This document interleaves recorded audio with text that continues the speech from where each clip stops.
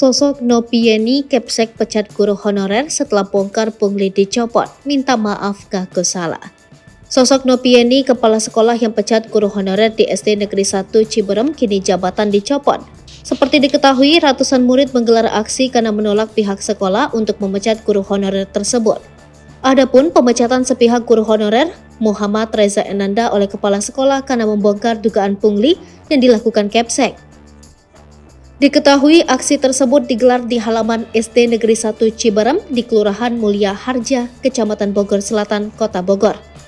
Karena aksi tersebut geger hingga viral, akhirnya Wali Kota Bogor Bima Arya pun datang ke sekolah. Bima Arya lantas menemui kepala sekolah Nopieni. Wali Kota Bogor Bima Arya pun menegaskan keputusan Kepsek SD Negeri Ciberem 1 Kota Bogor itu sudah menyalahi aturan. Bima Arya menekankan apapun alasannya, Nopieni telah mengambil keputusan yang salah saat PPDB 2023. Akhir dari kasus tersebut, sang kepala sekolah dicopot dari jabatannya. Nopieni diduga terbukti melakukan tindak kecurangan saat PPDB. Adapun alasan pencopotan sang kepala sekolah, Bima Arya mengurai beberapa fakta kepada awak media. Ditemui Tribun News Bogor, Bima Arya menyebut bahwa Nopieni terbukti menerima suap dalam proses penerimaan peserta didik baru tahun ajaran 2023-2024 lalu.